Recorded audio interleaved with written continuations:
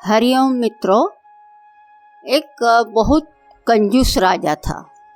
एक दिन एक नर्तक राजा के पास आके बोला कि हम आपको नृत्य दिखाना चाहते हैं। राजा ने कहा ठीक है, रात को आना। नर्तक नर्तकी के साथ रात को आया। उन्होंने बहुत बढ़िया नृत्य किया, परंतु राजा ने प्रसन्न होकर कुछ भी नहीं दिया। तो नर्तकी ने कहा, रात घड़ी भर गई थाके पंजर पाए, कहे नटी सुन नायक मधुर ताल बजाए। अर्थात अब रात केवल घड़ी मात्र रह गई है, शरीर का पंजर अर्थात पाँव थक गए हैं। नर्तकी नायक से कहती है कि धीरे धीरे बजाओ, क्योंकि ताल के अनुसार ही पाँव चलाना पड़ता है।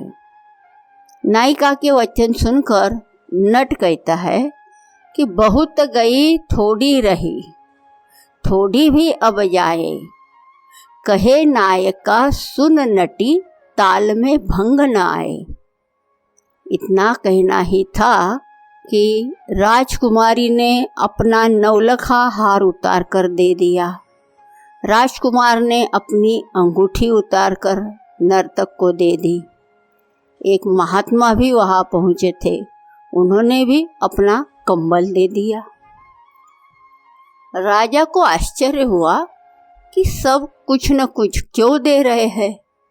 उसने राजकुमारी से पूछा तो उसने बताया कि मैंने सोचा कि मेरे पिताजी मेरी शादी की चिंता ही नहीं करते हैं, तो मैं मंत्री के बेटे के साथ ही भाग जाऊं।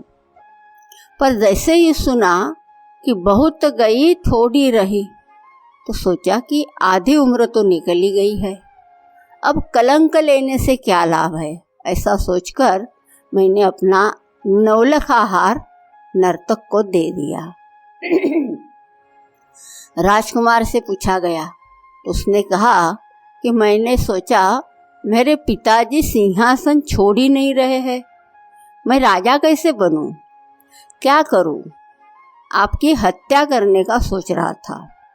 इतने में मैंने सुना कि बहुत गई थोड़ी रही, तो सोचा कि आपकी उम्र हो रही है, आखिर अब कितने दिन रहेंगे, इसलिए प्रतीक्षा करने में ही भलाई है।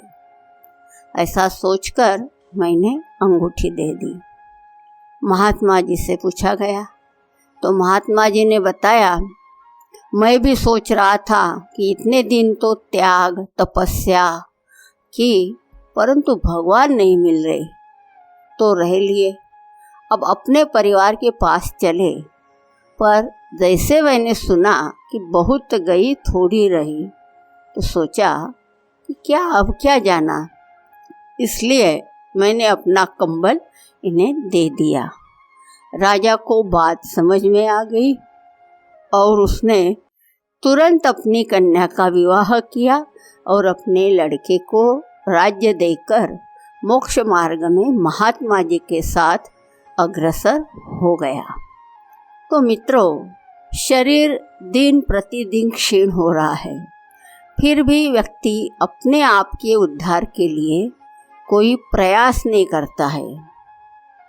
लेकिन जब भगवत कृपा से सत्संग की प्राप्ति होती है, तभी सत्संग से हमें कुछ उपदेश मिलता है, तभी हमारे मन में कुछ जानने की जिज्ञासा उत्पन्न होती है, और फिर गुरु के चरणों में शरणागत होकर जब प्रेम से भक्ति से सेवा समर्पण होता है, तभी हमें अपने स्वरूप का ज्ञान होता है, भगवत प्राप्ति होती है।